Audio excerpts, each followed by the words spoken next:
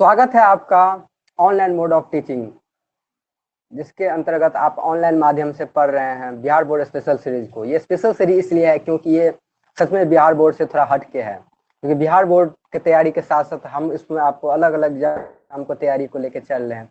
Exact पूरे board के syllabus को लगभग हम पूरे कवर कर रहे हैं, जिसके अंतर्गत हम 4 सब्जेक्ट को लेकर चल रहे हैं। 4 सब्जेक्ट जिसमें हो गया हिस्ट्री, ज्योग्राफी एंड इकोनॉमिक्स को लेंगे, ठीक है ना। उसके अलावा और भी सब्जेक्ट को हम ऐड करेंगे जो कॉमनली बिहार बोर्ड के एग्जामों में पूछा जाता है, जैसे कि आपका sociology, psychology, home science, Hindi और मैथिली। इन सब्जेक्ट को भी पढ़ेंगे बट लास्ट में पढ़ेंगे। बट अभी हमारा टारगेट है कि जो इम्पोर्टेंट 4 चैप्टर है उसको 4 सब्जेक्ट है उसको पहले कवर करने का, जिसके अंतर्गत अभी हम पॉलिटी सेक्शन को ले रहे हैं। पॉलिटी सेक्शन में हम लोगों ने अलग अलग चैप्टरों को पढ़ा, उसके बारे में डिटेल अध्ययन किया। साथ ही साथ उसके अप्रोच को भी हम लोगों ने जाना कि कैसे हम लोग पढ़ते हैं। इसके अंतर्गत हमने ये भी जाना कि लुसेंट के माध्यम से भी उसको पढ़ना पड़ेगा, और एनसीईआरटी और अलग अलग स्टैंडर्ड बुक को हम ले रहे हैं जो आपके काम का है उसको निकाल के उसको हम आपको उसमें जो रिलेवेंट मतलब जो काम की चीज़ें उसको हम आपको प्रोवाइड करा रहे हैं। आप साथ साथ ये भी जान रहे हैं कि अलग तरह के एग्जाम, जैसे कि बिहार बोर्ड के अलावा अलग एग्जाम में किस तरह के क्वेश्चंस पूछे जाते हैं, हम और भी डिटेल से डिस्कस करेंगे। डिटेल से मतलब और भी क्वेश्चंस को लेंगे, बट थोड़े से आपका समझदारी डेवलप हो जाए, थोड़े से आप पढ़ने लगेंगे, इसके बाद जो है थोड़ी सी समझ आपको डेप्थ, फिर हम अलग एग्जाम का लेवल बढ़ाएंगे।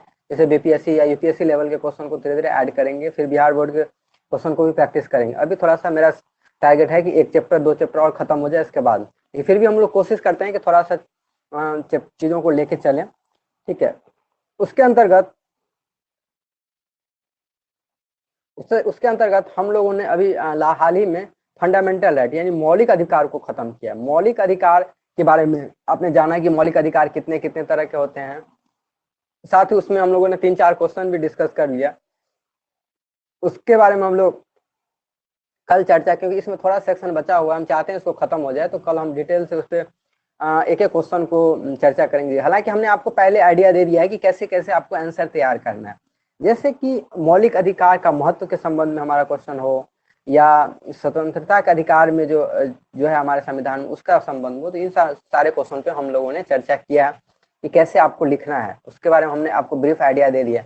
अब हम लेके चल रहे हैं कि मौलिक अधिकार तो हो गया, मौलिक अधिकार की तो बात हमने कही। एनसीईआरटी में थोड़ा सा दिया है मौलिक कर्तव्य और नीति निर्देशक तत्व को, बट जैसे कि हमने आपको वादा किया है कि हम आपको अनुच्छेद वाइज यानी आर्टिकल वाइज कंप्लीट कराएंगे सिलेबस को। मतलब क्या, हम एक एक अनुच्छेद को पढ़ेंगे, उसको समझेंगे, आगे पढ़ेंगे। तो 12 से 35 क्या 12 to 35 आर्टिकल में फंडामेंटल राइट यानी मौलिक अधिकार की बात कही गई। तो मौलिक अधिकार जब हमारा खत्म हो जाता है, उसके बाद हमारा आता है राज्य के नीति निर्देशक तत्व। इसके बारे में भी हमने आपको आइडिया दिया है कि बहुत सारे चीजों को लगभग हमने आपको आइडिया दे दिया है, बट ये लास्ट लेक्चर है, उसको हम और थोड़ा सा आइडिया देकर उसको खत्म करेंगे और मौलिक कर्तव्य को लेकर। तो 36 से 51 मतलब क्या, 12 से 35 12 to 35 फंडामेंटल राइट यानी मौलिक अधिकार को जोड़ा, और 36 से 51 36 से 51 में हमारे डीपीएसपी राज्य के नीति निर्देशक तत्व को जोड़ा गया है, ठीक है। उसके बारे में हम लोग आज चर्चा करेंगे। इसमें क्या, सबसे पहले हम आपको दिखाएंगे किस किस अनुच्छेद में क्या क्या चीज दिया गया है। मतलब क्या, 36 से लेके 51 तक में यानी 36, 37, 38, 39, 40 हर अनुच्छेद में कुछ कुछ चीजें काम का दिया गया है। लेकिन उसमें हमको कौन सा इंपॉर्टेंट है, कैसे है, उसका वर्गीकरण कैसे किया, उसके संबंध में भी हम लोग थोड़ा सा जानेंगे। लेकिन let me discuss first the elements of different articles, माने जो एलिमेंट उसके जो तत्व हैं उसके अनुच्छेद के उसके बारे में हम लोग पहले जान लेते हैं, ठीक है। उसमें हम लोग जानेंगे कि कौन। चलिए, तो आप देख रहे हैं ये 36, देखिए 36 में क्या कहा गया है। 36 में राज्य की परिभाषा की बात कही गई है। ये राज्य का परिभाषा क्या है, तो ये आपके लेवल का मतलब 12th लेवल पे नहीं आता है, लेकिन आप थोड़ा सा इस पर हम ब्रीफ आइडिया दे देते हैं। ये राज्य का परिभाषा का क्या संबंध है उस पर हम थोड़ा सा चर्चा करते हैं। ये देखिए, हमारे संविधान में 36 आर्टिकल में जो हम जिस राज्य में रहते हैं, हमारा जो देश है, उसमें किस किस को हम लोग राज्य कहेंगे, इसके संबंध में चर्चा किया गया है कि ये राज्य क्या है। यानी 36 अनुच्छेद में राज्य की परिभाषा दी गई है कि राज्य क्या क्या होता है। राज्य, ये मौलिक अधिकार में भी इसके चर्चा होता है, ये राज्य क्या क्या होता है, उसमें क्या क्या चीजें आती है। तो हम लोग 1 मिनट,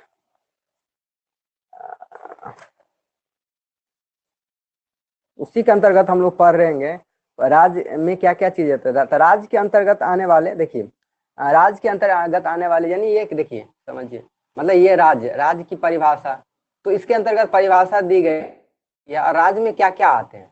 जैसे राज्य हमने आपको कहा पॉलिटिकल साइंस में, राज्य हमारा देश, तो हमारे देश के अंतर्गत कौन कौन सी संस्थाएं आती हैं जहाँ पे कोई सरकारी नियम लागू होगा या लागू होगा। तो समझने के लिए बात है, जैसे आप अभी इसको थोड़ा सा आप मैच्योर होंगे तब समझेंगे। जैसे कि कार्यकारी और विधायक अंगों को संघीय सरकार में क्रियान्वित करने वाले सरकार को भारत का संसद, यानी सिंपल से ऐसी बात है, हम आपको शॉर्ट में 3-4 पॉइंटें हैं, उसको हम आपको डिस्कस नहीं करना, बस शॉर्ट में आपको ये समझना है कि सरकारी चीजें जो भी है, सरकारी चीजें जो भी है, ठीक है ना, वो राज्य के अंतर्गत आती है। जो भी सरकारी चीजें हैं वो क्या क्या है, वो राज्य के अंतर्गत आती है। किसके अंतर्गत है? राज्य, वो राज्य के अंतर्गत आने वाली चीजें हैं। तो राज्य के नीति निर्देशक तत्व में क्या है कि जो राज्य की परिभाषित की गई है, वो मेनली वो चीजें राज्य में आती है जो सरकार द्वारा फंडेड, जो वो संस्थाएं हैं, जो चीजें, वो चीजें देखिए।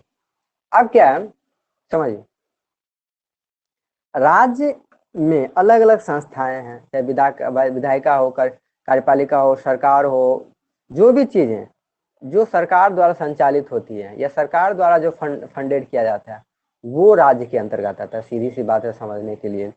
तो इसके अंत में नगर पालिका, पंचायत, बोर्ड सुधार, अलग अलग वैधानिक या गैर संवैधानिक प्राधिकरण, और इसके अलावा जैसे LIC, देखिए थोड़ा सा कंफ्यूजन होता है लोग, LIC, ONGC, सेल इत्यादि, ये सब चीजें क्या होती है, राज्य के अंतर्गत आती। ये अभी आप नहीं समझेंगे, लेकिन ये देखिए इसमें हायर लेवल के एग्जामों में क्वेश्चन पूछा जाता है कि जैसे BPSC या UPSC लेवल के एग्जाम में एक क्वेश्चन आया था ये कि इस निम्न में से कौन सी चीजें राज्य के अंतर्गत आती है या नहीं आती है, इस संबंध में क्वेश्चन आया। तो राज्य के अंतर्गत अगर आपने राज्य का परिभाषा पढ़ा है तो आप जान सकते हैं कि ये चीजें राज्य के अंतर्गत आती है, ये चीज राज्य के अंतर्गत नहीं आती है, सीधा सा कंसेप्ट। इसलिए ठीक है। तो 36 में क्या है, हमारे राज्य की बात करें, हमारे में राज्य का। इसके अलावा देखिए 37 में क्या क्या आएगा, इस भाग में समय सिद्धांतों को लागू करना है। मतलब क्या, इसमें जो सिद्धांत है कैसे लागू करना होगा। इसके अलावा 38, 39, 40 इस तरह से अब अलग अलग अनुच्छेदों में अलग अलग बात, जैसे राज्य द्वारा जन कल्याण के लिए सामाजिक व्यवस्था का बढ़ावा करना, मतलब अब ये शुरू हो जाता है असल में DPSP, राज्य द्वारा अनुसरण करने सिद्धांत, समान न्याय व निःशुल्क कानूनी सहायता, ग्राम पंचायतों का संगठन, कुछ मामलों में काम का अधिकार, नियोजित और समुदाय कर्मचारियों का निर्वाह वेतन आदि, उद्योगों के प्रबंध में कर्मचारियों का स्थगन। तो ये अलग अलग अनुच्छेद में अलग अलग बात कही है।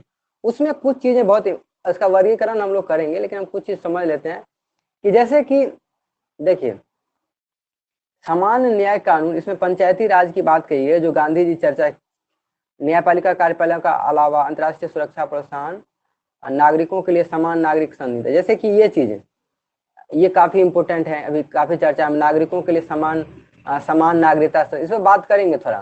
सहकारी समितियों का प्रोत्साहन, कर्मचारियों का निर्वाह, ग्राम पंचायतों का संगठन, ये गांधी जी की बात सपना था, तो ये बाद में मूल अधिकार को जोड़ा गया, तो ये एक इम्पोर्टेंट है। ये देखिए ये 45, इन चीजों पे बराबर चर्चा होगा, तो इसको आपको देखना है। ये देखिए ग्राम पंचायतों का संगठन, ये 40 वाला, और ये आपका हो गया नागरिकों के लिए समान नागरिक संहिता इस पे, और बालपन में पूर्व देखभाल, 6 से कम आयु के बच्चे, या बाद में 6 से 14 को जोड़ गया कि कम बच्चे को देखभाल कैसे किया जाए, तो सरकार इसकी जिम्मा लेगी, इसके संबंध में चर्चा किया गया। तो इस पे ये अनुच्छेद हो गया, ठीक है। मतलब क्या, अब देखिए थोड़ा समझने का प्रयास कीजिए कि है क्या। इससे पहले हम लोगों ने चर्चा किया कि राज्य के नीति निर्देशक तत्व को क्यों जोड़ा गया, तो उसका बैकग्राउंड हम लोगों ने ले लिया है कि उसके पीछे कारण क्या था कि उस टाइम हमारा देश आजाद हुआ था, हमारे देश के पास रिसोर्सेस नहीं था, लेकिन विजन अच्छा था। विजन मतलब हमारे कल्पना, सपना अच्छा था, हमने अच्छे भारत के लिए सपना देखा था। इसलिए हमारे संविधान निर्माताओं ने अलग अलग चीजों को जोड़ दिया जो उस समय में संभव नहीं था, लेकिन जोड़ सकते हैं। उसके अंतर्गत बहुत अच्छी अच्छी बातों को जोड़ा, जैसे नए बच्चों के लिए पोषण आना चाहिए, समान समान नागरिकता बताएंगे ये क्या होता है, समान नागरिकता, ये चीजें जोड़ा गया। इसके अलावा अलग अलग चीजों को जोड़ा गया इसके अंतर्गत। अब हम लोग बात कर रहे हैं, उसमें हम आपको टिक कर देंगे कि कुछ अनुच्छेद काफी इंपॉर्टेंट है जो याद करना है। इसके अंतर्गत आपको थोड़ा सा शॉर्ट में ये समझ लेना है, ठीक है ना। इसको क्या होता है, इसका वर्गीकरण किया गया है। वर्गीकरण करने का मतलब है कि राज्य के नीति निर्देशक तत्व को पढ़ते हुए इसके कुछ नेचर को, इसके स्वभाव के बारे में चर्चा किया गया। ये स्वभाव कैसा है, जैसे कि समाजवादी सिद्धांत, इसके बारे में चर्चा करते हैं। क्या कुछ सिद्धांत को जोड़ के उन्होंने अलग कर लिया, जैसे कि समाजवादी कुछ सिद्धांत होते हैं, कुछ गांधीवादी सिद्धांत है, और कुछ उदारवादी सिद्धांत। अब ये क्या है, अगर आपको समझ में नहीं आता है तो आप थोड़ा सा इंतजार करें, आपको समझ में। मतलब क्या, उसी में कुछ ऐसे चीज थी, ये समझिए, जो 36 से 51 यानी अब होता है एक्चुअल हमारे यहाँ राज्य के नीति निर्देशक तत्व। तो उसके अंतर्गत क्या था कि वो जो अलग अलग जो आपका राज्य का नीति निर्देशक था, उसमें से छांट के कुछ लोगों का मानना है कि कुछ चीजें गांधी जी के द्वारा दिया गया था, यानी गांधी जी ने हमारे भारत के लिए कल्पना किया था, इसलिए उसका अलग अलग सिद्धांत के नाम से रख दिया, जैसे गांधीवादी सिद्धांत। फिर कुछ संविधान निर्माताओं का मानना था कि उसको हम अलग, जैसे समाजवादी सिद्धांत, कि कुछ ऐसा सिद्धांत जो समाज के सारे वर्गों के लिए हितकारी है और या उसके भलाई की बात कही गई है, तो उसको हम लोगों ने कह दिया कि ये कैसा है सिद्धांत, तो समाजवादी सिद्धांत है। कैसा सिद्धांत है, वो समाजवादी सिद्धांत हो गया। इसका अलावा उदारवादी होता है, कुछ नीतियां ऐसे जो हमारे दिल उदारवाद होता है, हृदय, तो उसकी बात कही गई, उसको बोलो उदारवादी सिद्धांत बोल देते हैं। आपको हम दिखाते हैं, ठीक है ना, फिर हम चर्चा करते हैं ये क्या चीज है, ठीक है ना।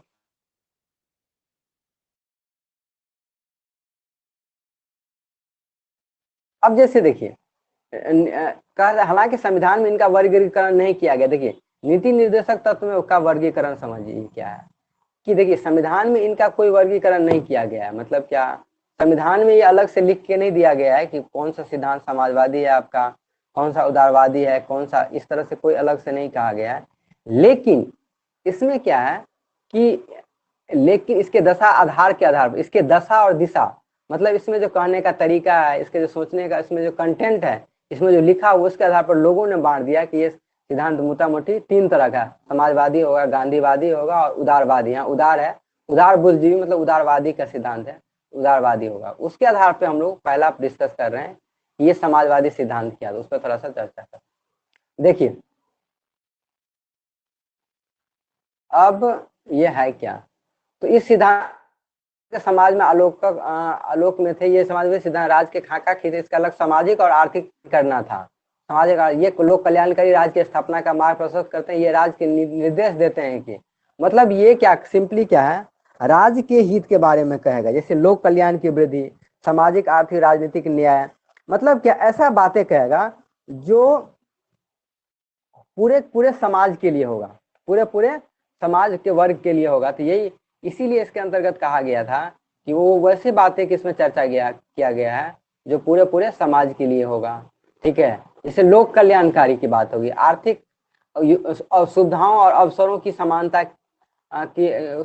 की बात की, सभी नागरिकों को जीविका पर्याप्त साधन प्राप्त करने का अधिकार, सामूहिक हितों के लिए समुदाय के भौतिक संसाधनों का सम वितरण। अब ये सब चीजें देखिए, अभी आपको ये सब चीजें समझ में नहीं आएगी, लेकिन इसको हम ऐसे समझना है कि ये सब चीजें ऐसे था, उसको अलग अलग से हम लोगों ने समाजवादी सिद्धांत के अंतर्गत वर्णन किया। अब अनुच्छेद में अलग अलग अनुच्छेद में इन सब चीजों का वर्णन किया गया, लेकिन जब हम उसका वितरण समाजवादी गांधीवादी के आधार पर करते हैं तो कुछ चीजें ऐसी थी जो समाजवादी सिद्धांत, उसको हम लोग, आप इसको एक बार पढ़ लेंगे, इसको हम सेव कर देते हैं आपके मटेरियल में, वो चल जाएगा आपका स्टडी मटेरियल में लोड हो गया, तो इसको आप लोग पढ़ लेंगे, ठीक है ना। तो इसके बाद हम लोग पूछेंगे, जैसे कि देखिए हम लोग पहले पुरुष और स्त्रियों को समान कार्य के लिए समान वेतन की बात कही गई है। तो ये सब चीजें कि ये एक सामाजिक धारणा है। सामाजिक धारणा मतलब ऐसा धारणा जो समाज के सारे हित के वर्गों की बात करती है, उसको सामाजिक धारणा करते हैं। तो सामाजिक धारणा के अंतर्गत यही सारी बातें आती है। चलिए अब समझने वाली बात है, देखिए शॉर्ट में समझा देते हैं कि अलग अलग चीजें आती है, 5-6 पॉइंट है, लगभग 8 चीजें हैं, ठीक है ना। अब 8 चीजों के अंतर्गत अलग अलग धारणाएं को जोड़ा गया है जो समाज से संबंधित रखता है। क्या होता है, जिसका संबंध समाज से है, इसलिए उसको हम लोग बोल देते हैं कि ये धारणा है। सीधा सा कंसेप्ट है, हम लोग क्या बोलते हैं, ये सामाजिक धारणा है। सामाजिक धारणा जिसका संबंध समाज से है। अब अलग अलग धारणाएं जैसे कि मतलब आप गौर से समझिए, तो उन धारणाओं को जोड़ा गया है जिसका संबंध पूरे के पूरे समाज से, तो इसलिए हम लोग उसको बोल देते हैं समाज, यानी समाज के हित की बात करते हैं, ठीक है ना। इसमें अलग अलग, तो इसमें आपको क्या है, बस इसके बारे में आइडिया रहना चाहिए कि किस किस तरह से हमारा वर्गीकरण, एग्जैक्ट कहीं आपके सिलेबस में ये पूछेगा नहीं, लेकिन आपको आइडिया रहना चाहिए किस किस तरह से इसका वर्गीकरण किया गया। हाँ, अनुच्छेद वाइज चीजों को समझना जरूरी है कि 36, 37, 38, 39 इस तरह से अनुच्छेद में किस चीजों का वर्णन किया गया, और उसमें से कुछ चीजें और भी इंपॉर्टेंट है, जैसे समान नागरिकता, नागरिक संहिता की बात करते हैं या पंचायती राज की बात करते हैं, तो ये स्पेशल काफी इंपॉर्टेंट है। तो उन चीजों को हम टिक करा देंगे कि वो आपको याद करना ही है, ठीक है। अब देखिए कि गांधीवादी सिद्धांत, अब जैसे क्या हमने समाजवादी की बात, इसके अलावा देखिए इसमें क्या है कि सभी कर्मचारियों के लिए निर्वाह मजदूरी, मतलब कम से कम उसको पैसा मिलने चाहिए, पोषण स्तर पर जीवन ऊंचा करने और लोक स्वास्थ्य का सुधार, मतलब क्या सबको पोषण मिले, मतलब अच्छा भोजन मिले, तो इन सब चीजों को भी चर्चा की। अब देखिए इसी में है कि गांधीवादी सिद्धांत की बात करते हैं। अब गांधीवादी सिद्धांत उससे संबंधित है वैसा सिद्धांत जो गांधी जी ने कल्पना किया था। कैसा सिद्धांत, वैसे सिद्धांत की बात करते हैं जिसका कल्पना हमारे माननीय गांधी जी ने किया था। हमारे रेस्पेक्टेड जो राष्ट्रपिता है गांधी जी, उसका कल्पना उन्होंने खुद किया था, ठीक है ना। उस तरह के सिद्धांत की बात करते हैं तो उसको हम लोग बोलते हैं गांधीवादी सिद्धांत। जैसे कि वो पंचायती राज की बात करते थे। पंचायती राज उनका क्या ख्वाब था, उनके दिमाग में था कि ये जो राज की जो व्यवस्थाएं हैं उसके अंदर जो कोई बड़ा लीडर है वो नहीं, राज का जो परिचालन हो, उसके व्यवस्था हो, उसके जो नेता बने वो नीचे स्तर से, मतलब जैसे पंचायत लेवल पे बने, जैसे यहाँ अपने यहाँ मुखिया होता है, सरपंच होता है, तो उन्हीं के आधार पे बाद में जो है ये ग्राम, मतलब त्रिस्तरीय जो शासन, जो नीचे स्तर पर जो शासन बना, वो बाद की धारणा है, वो बाद में जोड़ा गया। तो ये हमारे संविधान में नीति निर्देशक तत्व में पहले से जोड़ा गया था कि नीचे स्तर पे संविधान, मतलब संविधानिक सरकार को लागू किया जाए। तो ये धारणाएं गांधी जी से थी। गांधी जी का कहना था कि जब तक नीचे स्तर पर हम शासन को नहीं चलाएंगे, तो शुरुआत नहीं करेंगे, तब तक प्रैक्टिकल में हमारा शासन चल ही नहीं सकता। वास्तव में सही की बात है, इसलिए नहीं चल सकता है कि गांव के लोग होते हैं पंचायत के लेवल पर, उनको सारी जानकारी है कि कैसे है, क्या व्यवस्था है, क्या क्या करना है, उसके लिए क्या क्या चीजें करनी है, तो वो नीचे लेवल पर लोगों को अच्छे से पता होता है, तो वो लोगों को लिए अच्छे के लिए काम कर सकते हैं। ये इसके पीछे धारणा। तो गांधीवादी में जैसे पंचायती राज की बहुत बात होती है। अच्छा, इसके अलावा गांधी जी कुटीर उद्योग की बात करते थे, ठीक है ना। एमएसएमई इसको बोलते हैं इंग्लिश में।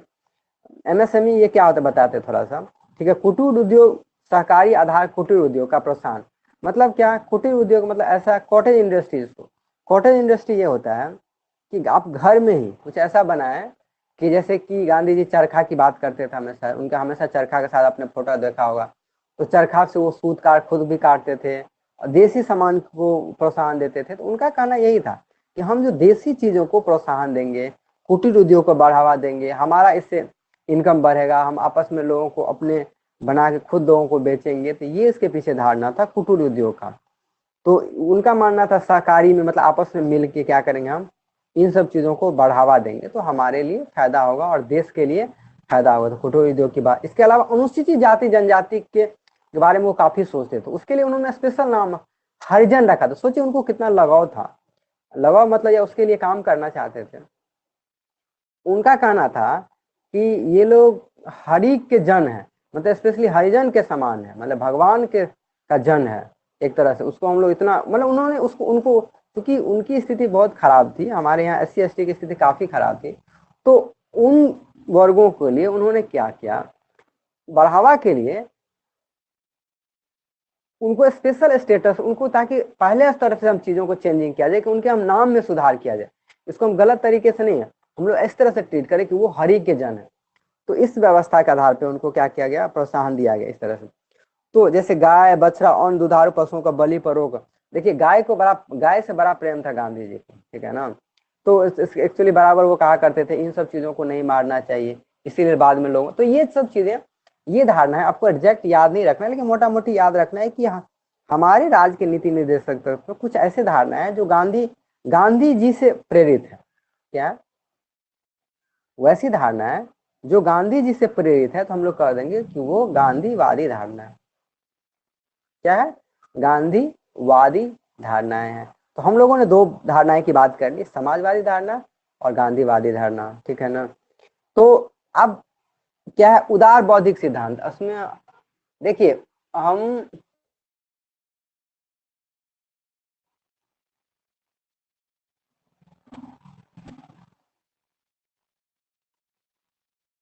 इसको हम ये आपका पॉइंट है, ये वाला पॉइंट है आपका समाजवादी धारणा वाला, तो हम उसको स्टडी मटेरियल में कर दिए, आप वहां चेक कर लेंगे। हम आप गांधीवादी वाला एक बार हम दिखा देते हैं, जरूरत नहीं, बस समझ लेना है कि ये सिद्धांतें क्या है। जैसे गांधीवादी सिद्धांत के अंतर्गत देखिए, गांधीवादी विचारधारा पर आधारित राष्ट्रीय आंदोलन के दौरान गांधी जी को पुनर्स्थापित योजनाओं को प्रतिनिधित्व करते थे। गांधी जी ने सपनों को साकार करने के लिए उनके कुछ विचारों और निर्देशों को, सपनों के लिए उनके निर्देशों को शामिल किया गया। ये राज की अपेक्षा करते थे, मतलब ये राज से अपेक्षा करते हैं कि ये चीजें करें, जैसे कि ग्राम पंचायत का संगठन, इन सब चीजों के बारे में हम लोगों ने पढ़ लिया है। इसको हम डाल देते हैं स्टडी मटेरियल वाले में। सॉरी, लगता है आपस में कुछ प्रॉब्लम इसलिए कट गया था। तो हम लोग बात कर रहे थे कि राज्य की नीति निर्देशक तत्व के अंतर्गत आने वाले अलग अलग धारणाओं की बात कर रहे थे, जिसके अंतर्गत हमने ये कहा आपको कि कुछ धारणाएं ऐसी थी जो समाजवादी धारणा थी, ठीक है। कुछ धारणाएं ऐसी थी जिसको हम लोग गांधीवादी धारणा की बात करते हैं, कुछ धारणा ऐसे जिसको उदारवादी। तो हम लोगों ने, अब हम आपको दिखा देते हैं कि गांधीवादी धारणा के अंतर्गत क्या क्या। देखिए ये चीजें गांधीवादी धारणा है, अब शायद दिख रहा होगा, ठीक है। वेट कीजिए, हो सकता है नेट स्लो है, हाँ अब आ रहा है, मेरे ख्याल से शायद आ जाएगा। तो ये नेट थोड़ा सा स्लो है, आपको मैनेज करना पड़ेगा थोड़ा सा। तो ये देखिए गांधीवादी सिद्धांत के अंतर्गत ये चीज, जैसे हमने आपको कहा कि ग्राम पंचायत का गठन, ठीक है, ग्रामीण क्षेत्रों में कुटीर उद्योग, सहकारी समितियां, अनुसूचित जाति के लिए उसके देखरेख के लिए, तो ये सब चीजें गांधी जी इस पे काफी जोर देते थे, इस पे काफी ख्याल रखते थे। इसलिए इस धारणा को गांधी जी से प्रेरित हम लोगों ने कह दिया, धारणा है गांधीवादी धारणा है। इसको हम लोग क्या कह देते हैं, ये धारणा है गांधीवादी धारणा है। इसके पीछे और कोई तर्क नहीं था, बस गांधी जी से चूंकि प्रेरित था तो हम लोग कह देते हैं ये धारणा है गांधी जी की धारणा है। तो ये जो चीज, इसको हम सेव कर देते हैं स्टडी मटेरियल में, इसको आप देख लेंगे डिटेल से। इसमें स्पेशल कुछ पढ़ना नहीं है, बस चीजों को समझ लेना है कि देखिए हम इस पे बात ये कर रहे हैं कि इसको आपको लाइन बाय लाइन नहीं समझना, बट लेकिन एटलीस्ट आइडिया कर लेना। हाँ आपको बोर्ड तक में कम पूछेगा, लेकिन जो अलग कॉम्पिटिटिव इसमें भी अनुच्छेद वाइज चीजों को पूछे, जैसे कि इन चीजों पे गहरा में क्वेश्चन आते हैं आपको यूपीएससी लेवल में, कि वो स्पेशली चर्चा करके लिख देंगे कि ये धारणाएं कहाँ से, मतलब किसकी धारणा है, ये गांधीवादी धारणा है कि समाजवादी धारणा है कि ये आपका उदारवादी धारणा है। तो उस पर क्वेश्चन हायर लेवल पे, जैसे यूपीएससी लेवल पे जो डीएम का एग्जाम होता है, कलेक्टर, उन सब चीजों में डीपली क्वेश्चन पूछा जाता है कि ये धारणाएं कहाँ से प्रेरित है। बट शॉर्ट में आपको समझने के लिए बस उसका वर्गीकरण समझ लेना है कि कुछ धारणाएं ऐसे है जो उदारवादी है, सॉरी मतलब समाजवादी है, कुछ धारणा गांधीवादी है, कुछ धारणा उदारवादी है। अब जैसे उदारवादी, चलिए हम लोगों ने बात कर लिया दो धारणा, समाजवादी या गांधीवादी की बात कर ले। अब हम लोग बात करते हैं उदारवादी सिद्धांत। तो हम लोग उसमें पेज पे लेके चलते हैं, फिर हम पढ़ते हैं कि देखिए उदारवादी सिद्धांत में क्या था कि सबसे पहला बात कि समस्त राज्य क्षेत्र में नागरिकों को समान सिविल संहिता, चलिए अच्छा हुआ ये चर्चा हो गई, इस पर हम बात कर देते हैं। ये समान सिविल संहिता क्या है, ये 44 अनुच्छेद में बात कही गई है। सभी बालकों को 14 वर्ष से पूर्व आयु करने की निःशुल्क शिक्षा, ये इसी को बाद में हमारे मौलिक अधिकार में इसको जोड़ा गया था। कृषि एवं पशुपालन के आधुनिक और वैज्ञानिक प्रणाली से करना। इसके अलावा देखिए इसको हम लोग सेव करते थे, आप इसको बाद में पढ़ेंगे, इसको हम समझा देते, एक बार हम पढ़ लेते हैं सारे लाइन को फिर हम आपको समझा देते हैं। पर्यावरण संरक्षण की बात भी कही गई है इसमें। देखिए क्या कहा गया है, देखिए पर्यावरण संरक्षण, पर्यावरण संरक्षण की बात, राष्ट्रीय महत्व वाले घोषित कलात्मक ऐतिहासिक अभिरुचि, ऐतिहासिक अभिरुचि मतलब इतिहास का जो सामान है उसको, स्मारक वस्तु उसको संरक्षण, राज्य में लोक सेवाओं न्यायपालिका कार्यपालिका को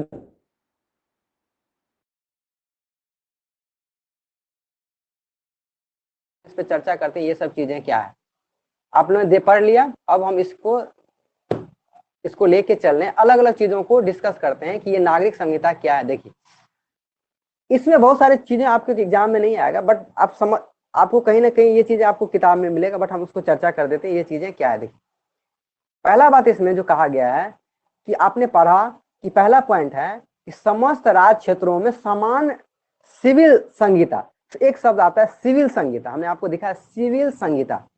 तो सिविल संहिता क्या है थोड़ा समझ लीजिए। चूंकि हमारा देश विविधता में एकता देश है, जहाँ हिंदू है, मुस्लिम है, सिख है, ईसाई है, जैन है, क्रिश्चियन है, पारसी है, जरतूत, मतलब अलग अलग धर्म के लोग रहते हैं। अब अलग अलग धर्म के लोग रहते हैं, ध्यान से समझिए। तो उनका क्रियाकांड, उनके पूजा करने की पद्धति, उनके शादी का पैटर्न, उनके रहन सहन का तरीका, सारे लोगों का अलग अलग है।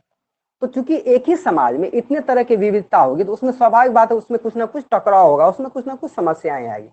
उसी को दूर करने के लिए हमारे सरकार ने समान नागरिक संहिता लाया, जिसको सिविल संहिता। फिर से समझिए क्या चीज है। अब जैसे समान जैसे शादी का कोई चर्चा हुआ, ठीक है ना, तो शादी का जो चर्चा होता है अलग अलग, जैसे मुस्लिम धर्म में अलग तरीके से शादी होता है, हिंदू धर्म में अलग तरीके से होता है, जैन धर्म में अलग तरीके से शादी होता है। तो इसी चीज को समझने के लिए हमारा सरकार चाहती है कि समान तरह के चीजें जो है लागू हो, ठीक है ना। मतलब अगर हिंदू धर्म में कोई रिचुअल भी है तो उसमें लोगों को कष्ट नहीं हो, इस तरह से उसमें उस तरह का हम लोग धारणाओं को, उस तरह से क्रिया कांड को हम लोग जोड़े, जिससे किसी भी समाज में किसी दूसरे, जैसे किसी समाज में, एक समाज में अगर शादी हो रहा है तो वो समाज हिंदू धर्म को बुरा नहीं लगे। जैसे कि गाय वगैरह का अगर सेवन होता है मुस्लिम धर्म में, उस तरह का चीजों नहीं करें जो दूसरे धर्म में लोगों को उससे परेशानी हो तो या उससे दिक्कत होता है। तो समान, जैसे कि शादी की बात चलेगी कि समान नागरिकता संगठन में हम शादी की बात करेंगे तो हर लोगों को, अगर शादी होता है तो उसका क्या नियम होना चाहिए, और शादी टूट जाता है तो उसका क्या नियम होना चाहिए। तो ये जो सिविल संहिता है इसी पे बात करते हैं। ये अभी तक लागू नहीं हुआ है। ये एक स्टेट सिर्फ गोवा में है जो आपका लागू है। ये क्वेश्चन पूछता है कि गोवा में सिविल संहिता लागू है, तो सिर्फ एक स्टेट अभी गोवा है जहाँ पे समान सिविल संहिता लागू है। अभी आप क्लियर नहीं समझ पाए होंगे, बट हम धीरे धीरे उसको समझाने का प्रयास करेंगे आगे जैसे जैसे पढ़ेंगे आप। तो सिविल संहिता सीधा सा बात है कि जितने समाज में अलग अलग तरह के जो लोग रह रहे हैं उनको सही से एक साथ रहने के लिए सरकार चाहती है कुछ ऐसा सामान्य नियम लागू करे जो सबको हित के लिए हो और उससे किसी को प्रॉब्लम नहीं हो। सिंपली ये बात है समान से। इसके अलावा हमने आपको पहले भी चर्चा कर दिया कि 14 वर्ष से कम आयु की बात हमारे, देखिए राज्य की नीति निर्देशक तत्व में जब संविधान बना था उसी टाइम में हमारे संविधान निर्माताओं ने जोर दिया था कि 6 से 14 वर्ष के आयु के या 14 वर्ष से कम आयु तक के बच्चों के लिए एक निःशुल्क शिक्षा, मतलब ये जरूरी है कि आप बच्चे को पढ़ा दे। अब मतलब थोड़ा लेवल तक आप बच्चे को पढ़ा दे, फिर इसके अलावा जब बच्चे बड़े हो जाएंगे तो उसके गार्जियन के ऊपर रिस्पॉन्सिबिलिटी आएगी, या आपको सरकार स्कॉलरशिप देगी तो उससे आप आगे पढ़ सकते हैं। लेकिन कम से कम छोटे बच्चे को ताकि एक बेस बना दें कि वो ताकि गलत कामों को नहीं करे, कम से कम उसको समझदारी डेवलप हो जाए, इतना ज्ञान डेवलप हो जाए कि वो पढ़ के कुछ अच्छे कामों को कर सकते हैं। ये नहीं कि नहीं तो कम एज में अगर कहीं अलग देश चला गया तो क्या कर, जैसे पाकिस्तान में वो बम बनाने लगेगा, फिर हमारे देश पे ही अटैक करने लगेगा, आतंकवादी बन जाएगा। इसीलिए सरकार के पीछे ये धारणा थी कि सरकार चाहते हैं कि 14 वर्ष तक कम से कम उसका जब तक माइंड डेवलप होता है, 14 वर्ष तक बच्चे को अपने देश के प्रति लगाव, प्रेम या शिक्षा इस तरह से उसको दे दें। ये धारणाएं की थी। तो बाद में वो शुरू में संभव नहीं हो पाया था क्योंकि हमारे पास बजट नहीं था। तो बाद में जैसे जैसे हमारे पास पैसा आया तो उसको समान क्या बोलते हैं उसको फिर हमारे संविधान के मौलिक अधिकार में उसको जोड़ दिया गया, जिसमें हम लोग स्वतंत्रता का अधिकार की बात कर रहे थे। हमने कहा था ना आपको 6 से 14 वर्षों के बच्चों को शिक्षा का अनिवार्य को जोड़ा गया, तो उसको बाद में उसको जोड़ दिया गया कि नहीं बच्चों को शिक्षा मिलना अनिवार्य है। तो अब मौलिक अधिकार का अंतर्गत आता है। पहले राज्य की नीति निर्देशक तत्व में था और मौलिक अधिकार, तो ये कितना 45 अनुच्छेद में, ये बहुत इंपॉर्टेंट है। इस तरह के क्वेश्चन पूछते हैं ये जो चीजें हैं कितने अनुच्छेद में कहा गया, तो 45 अनुच्छेद में पहले कहा गया था। ठीक है ना, राज्य के नीति निर्देशक तत्व। तो ये अब देखिए कृषि और पशुपालन जैसे चीजों को करना चाहिए, इस पे बात करते थे। पर्यावरण संरक्षण की बात करते हैं, ये उदारवादी सिद्धांत ये चीजें की बात करती है। तो सिंपल से हम लोग पढ़ रहे हैं कि राज्य के नीति निर्देशक तत्व में अलग अलग सिद्धांत की बात करते हैं और इसमें अलग अलग चीजों को क्लासिफाई कर दिया गया, अलग अलग अनुच्छेद में चीजें थी उसको बांट दिया गया, मोटा मोटी समाजवादी सिद्धांत, गांधीवादी सिद्धांत और उदारवादी सिद्धांत। आप नहीं समझ पाए बहुत ज्यादा, कोई टेंशन मत लीजिए, आगे इसको फिर आप पढ़ेंगे या आपको बार बार चर्चा करेंगे तो आप समझ में आ जाएगा, ठीक है, मोटा मोटी ये बात। इसके अलावा कुछ नए नीति निर्देशक तत्व को भी जोड़ा गया बाद में, उस पर हम लोग बाद में चर्चा कर लेंगे, ठीक है ना। तो एक बार देख लेते हैं कि वो चीजें क्या है, लास्ट में है थोड़ा सा बच।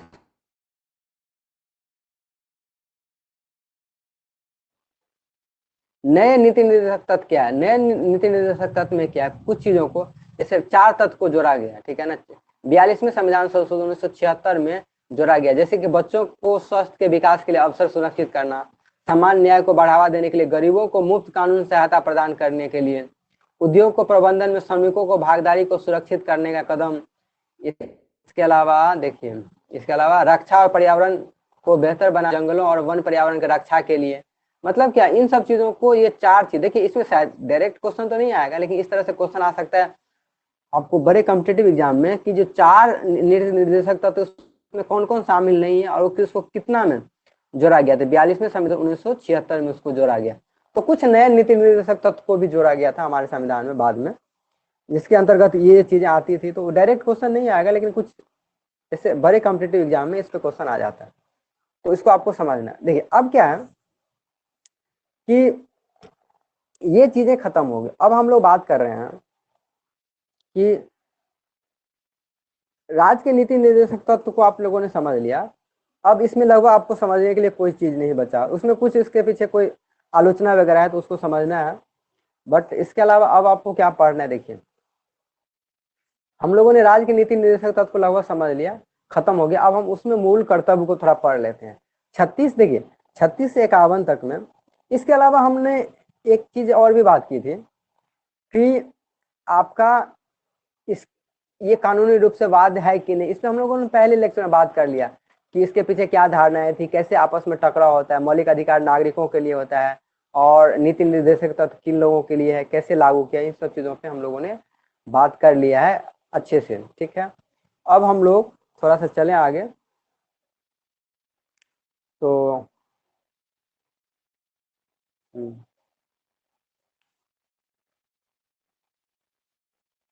अच्छा एक क्वेश्चन, 1 मिनट, एक क्वेश्चन आता है आपका। अच्छा एक क्वेश्चन आप लिख सकते हैं कि मौलिक अधिकार और नीति निर्देशक सिद्धांतों में अंतर क्या है, ठीक है ना। मौलिक अधिकार, ये क्वेश्चन आपको अगर 5 नंबर में आता है तो कैसे लिखते हैं, आप क्वेश्चन को नोट डाउन कर लें, ठीक है ना, आप क्वेश्चन को नोट डाउन कर लें। ये क्वेश्चन है, ये क्वेश्चन ये आ सकता है कि मौलिक अधिकार और नीति निर्देशक तत्व में अंतर लिखें। अंतर, आपको कैसे क्वेश्चन आएगा, अंतर लिखें, 5 नंबर, ठीक है। अगर शॉर्ट में पूछ देता है अंतर लिखें तो कैसे, शॉर्ट में देखिए शॉर्ट के अनुसार लिखना है, 5 नंबर में जोड़ देना है। तो आपका क्वेश्चन ये रहा कि मौलिक अधिकार और नीति निर्देशक सिद्धांत में अंतर लिखें। क्वेश्चन लिखें आप कि राज्य के नीति निर्देशक तत्व और मौलिक अधिकार में अंतर लिखें, अंतर बताइए, ठीक है। तो इसमें आप ये सारे अंतर को लिखेंगे, इसको हम सेव कर देते हैं स्टडी मटेरियल में, आप उसको बाद में देख लीजिएगा, ठीक है। तो इसको, इसके सारे पॉइंट वही पॉइंट दिए गए जिसको हम लोगों ने ऑलरेडी पढ़ चुका। जैसे कि इसमें देखिए कि ये सिद्धांत का पहला कहाँ से लिया गया है, आयरलैंड से लिया गया, ये यूएसए से लिया गया है। इसका वर्णन में मतलब नीति निर्देशक है ये 3, इसके मतलब इसको लागू न्यायालय में इससे कोई मतलब नहीं है, इसके लिए न्यायालय जा सकते हैं। ये समाज के भलाई के लिए है, ये व्यक्ति का अधिकार, ये व्यक्ति के भलाई की बात करता है। इसके पीछे मान्यता है, पीछे राजनीतिक मान्यता है, इसके पीछे कानूनी मान्यता है, मतलब सिद्धांत है ये कानून इसको सपोर्ट करता है। ये सरकार के अधिकार को बढ़ाता है, ये चीज, ये सरकार को अधिकार को बढ़ाता है, ये सरकार के महत्व को घटा देता है, मतलब आदमी के महत्व को बताता है। ये समझिए आदमी को, ये कैसे, इस पर चर्चा कर लेंगे। ये देखिए सरकार के अधिकारों को बढ़ाता है, ये आदमी के महत्व को बढ़ाता है।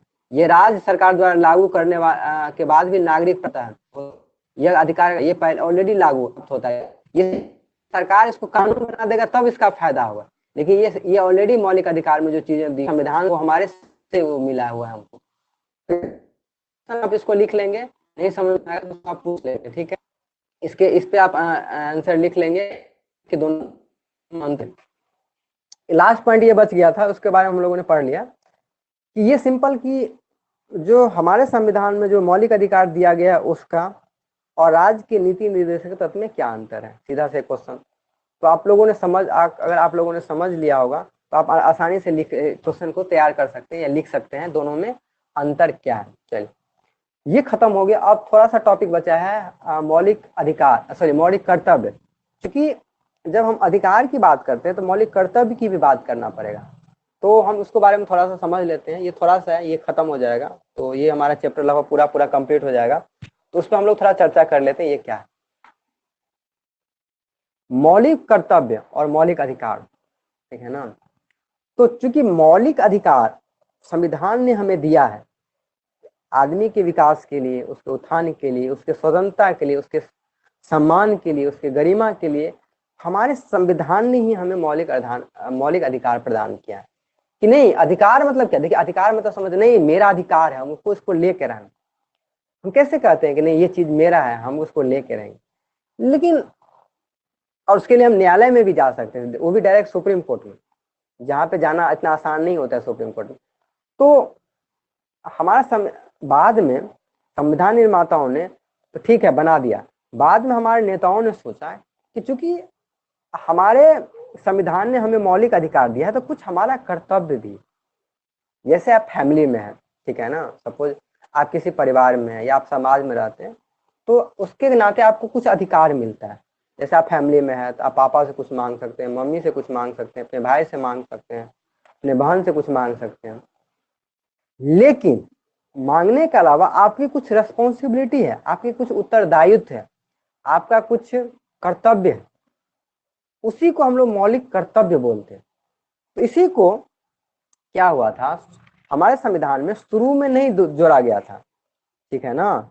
बाद में ये 1976 में सरदार स्वर्ण सिंह के सिफारिश पे इसको जोड़ा गया था। उसको उनकी एक कमेटी थी, उसके आधार पर उसको जोड़ा गया था, ठीक है ना। तो पहला यही होता है कि ये क्वेश्चन आता है कि सरदार, तो ये क्वेश्चन आता है एग्जाम में किसके सिफारिश पे, तो पहला पॉइंट उसमें आप लिख लेंगे कि सरदार स्वर्ण सिंह समिति की अनुशंसा से। आप उसको एक बार लुसेंट से पढ़ेंगे तो आपको क्लियर हो जाएगा।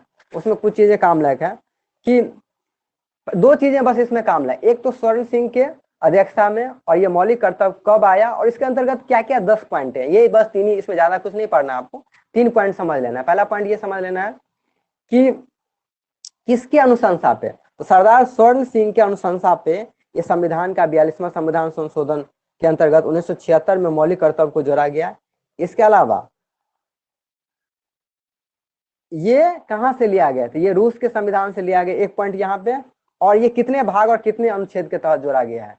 ये 2-3 चीजें हैं इसको समझने के लिए। बाकी इसका जो तत्व है उसको उस पर हम लोग समझते हैं कि ये क्या क्या तत्व है, ठीक है ना, इसमें क्या क्या सूचियां हैं। तो पहला आपको उसमें देखिए याद रख लीजिए कि मौलिक कर्तव्य के अंतर्गत आपको क्या क्या चीजें समझना है। तो मौलिक कर्तव्य जो पहला चीज पॉइंट हम इसको लिख रहे हैं, आपको क्या क्या चीजें लिखनी है। देखिए पहला आपको ये लिखना है कि ये कहाँ से, ये अनुच्छेद वाइज आप पढ़ेंगे तो ये कितने अनुच्छेद, सबसे पहले ये समझ लीजिए। तो भाग 4 के क में है, ठीक है, इसको ऐसे लिखें, भाग, समझिए भाग 4 का क, ऐसे ही आपको क्वेश्चन पूछेगा कितने भाग में है, तो भाग 4 के क में, 4 में नहीं, नीति निर्देशक तो समझ लीजिए, आप 4 मत लिखिएगा, 4 के क में इसलिए क लिखना पड़ेगा, तो इसलिए फोकस करके कह रहे हैं, नहीं तो आपका ऑब्जेक्टिव क्वेश्चन एकदम गलती हो जाएगा। बहुत इंपॉर्टेंट है, 4 के क में पूछा गया है, ये आपके मौलिक कर्तव्य की बात कही गई है। और ये अनुच्छेद कितना है, दूसरा आप उसमें क्या है, आपको अनुच्छेद, दूसरा पॉइंट कितना अनुच्छेद में है, तो ये 51, 51 के क, 51 का क, 51 के क अनुच्छेद में इसको जोड़ा गया है। 51 का जैसे 51 है ना, 51 में 36 से 51 में था हमारा राज्य के नीति निर्देशक तत्व, और 51 के क में, क मत छोड़िएगा, क अगर आप तो गलती हो जाएगा, तो इस बात को आप ध्यान रखिएगा कि ये 51 के क में जोड़ा गया है इसको। किसको? 51 के क सब, मतलब 51 में एक और जोड़ दिया गया है, क होता है ना, 51 के क में इसको जोड़ा गया है राज्य का मूल कर्तव्य, हमारा जो मूल कर्तव्य उसको। तो पहला पॉइंट आपने समझ लिया भाग 4 में। दूसरा इसके 51 के क में। तीसरा पॉइंट ये समझना है कि ये किसके अनुसार पे लाया गया था। तीसरा क्वेश्चन ये आपका बनता है, ये किसके अनुशंसा पे लाया गया था। यार लगता है प्रॉब्लम, हाँ हो गया, तो ठीक है, सबमिट कर देते हैं।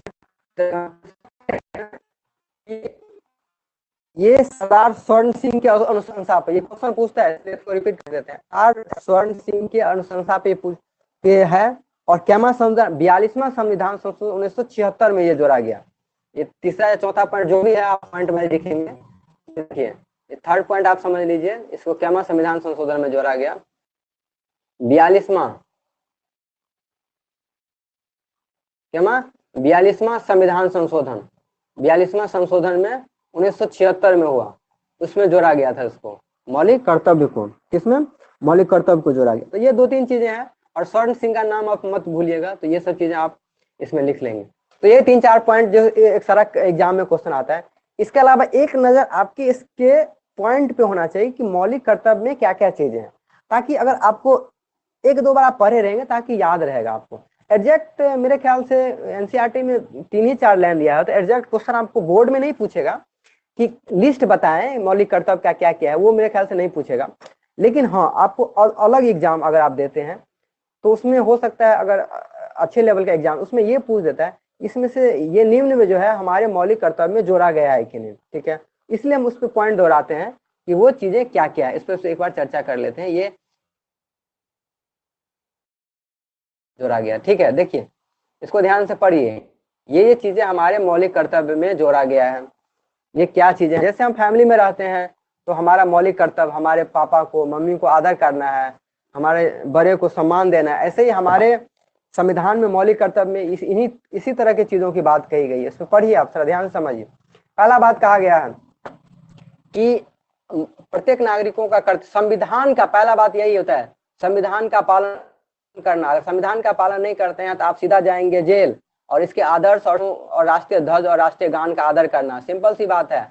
आप जिस देश में रह रहे हैं उसको आप इज्जत नहीं करते हैं, उस देश में आप फिर कैसे रहेंगे? सीधी सी बात है। तो आपको पहला क्या करना पड़ेगा? इज्जत करना पड़ेगा अपने राष्ट्रगान को, अपने राष्ट्रीय देश को, अपने संविधान को, अपने ध्वज को, अपने राष्ट्रीय गान को। इसमें आपने सुना होगा, इसलिए राष्ट्रीय गान का बीच में उठा के नहीं, सिनेमा हॉल में भी राष्ट्रीय गान गाना चाहिए। तो अलग मुद्दा है, उसके बाद में हम लोग डिस्कस करेंगे। स्वतंत्रता के लिए, देखिए स्वतंत्रता के लिए हमारे राष्ट्रीय आंदोलन से प्रेरित करने वाले उच्च आदर्शों को हृदय में संजोए रखना। अब ये बात है, देखिए आपको क्या करना है, अपने आदर है, हमारे जो जिन लोगों ने बलिदान देकर हमको आजाद किया उनको आदर देना होगा, उनको याद करना पड़ेगा। जैसे खुदीराम बोस, चंद्रशेखर आजाद, गांधी जी, या और भी जो भी नेताएं हैं जिन्होंने हमारे देश के लिए आदर किया, उसको अनादर नहीं करेंगे, उसको आपको आदर करना पड़ेगा। ये बातें हमारे मूल कर्तव्य में कही गई हैं। ठीक है, ये हमको अधिकार है। भारत के संप्रभुता, एकता, अखंडता की रक्षा करेंगे। मतलब हम भारत के देश के लिए सोचेंगे, भारत के विरुद्ध ये नहीं कि गलत गलत चीजें सोचेंगे, हम आतंकवाद की तरह नहीं सोचेंगे। संप्रभुत्व मतलब उसके संप्रभुता बनाए रखेंगे। एकता मतलब आपस में मिल के रखेंगे। एकता और अखंडता मतलब उसको तोड़ने की बात नहीं कहेंगे, हमेशा हम भारत के साथ एक साथ मिलकर रहने की बात करेंगे। देश की रक्षा करेंगे, आह्वान करने की सेवा करेंगे। मतलब जब हमको देश के लिए जरूरत पड़ेगा तो हम देश की रक्षा करेंगे, उसकी सेवा करेंगे, राष्ट्र के हित में उसके बात करेंगे। हम तो हम बॉर्डर पे लड़ाई के लिए तैनात के लिए जा सकते हैं। इन 5वां है कि सभी लोगों को समरसता और समान प्रभुत्व की बात करेंगे, भावना की, सारे लोग एक साथ की, भेदभाव की बात नहीं। एक मिनट, भेदभाव देखिए यहाँ भेदभाव देखिए, चाहे भाषा आधार पर, धर्म के आधार पर या वर्ग के आधार पर हम भेदभाव नहीं करेंगे। देखिए ऐसी प्रथाओं का त्याग करें जो स्त्रियों का सम्मान के विरुद्ध हो। ऐसा कोई प्रथा नहीं चलाएंगे जो स्त्री का सम्मान से विरुद्ध होगा। जैसे कि कोई ऐसा प्रथा जिसमें स्त्री का इज्जत की बात करेंगे, उसको बुरी तरीके से दिखाया गया, तो इस तरह से कोई प्रथा की हम लोग बात नहीं करेंगे। हमारे सामाजिक सांस्कृतिक और गौरवशाली परंपरा को महत्व समझेंगे।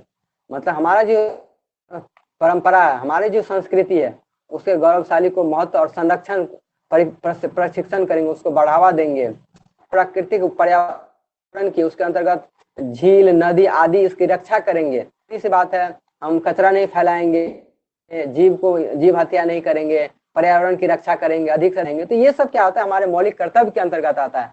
इसके अलावा वैज्ञानिक दृष्टिकोण को विकसित करेंगे, मानववाद और ज्ञान अर्जन तथा सुधार की भावना की विकास करेंगे। ये सब बातें करेंगे, ठीक है। नेक्स्ट है, सार्वजनिक संपत्ति को सुरक्षित करेंगे। सार्वजनिक संपत्ति जैसे कि रोड है, बिल्डिंग है, कोई भी सारी चीज को हम लोग तोड़ फोड़ नहीं करेंगे, उसकी सुरक्षा करेंगे, इससे हिंसा से दूर रहेंगे। व्यक्तिगत एवं सामूहिक गतिविधियों को सभी क्षेत्रों में उत्कर्ष और बढ़ाने के जैसे सतत प्रयास का मतलब क्या, ऐसे काम करेंगे जो राष्ट्र के बेहतर होगा, राष्ट्र के सुंदरता के लिए बेहतर, उसके विकास के लिए बेहतर होगा। इसके अलावा देखिए 6 से 14 वर्ष के उम्र के भी सभी बच्चों को शिक्षा का अवसर उपलब्ध कराएंगे। यह कर्तव्य 46वें संविधान संशोधन में जोड़ा गया था।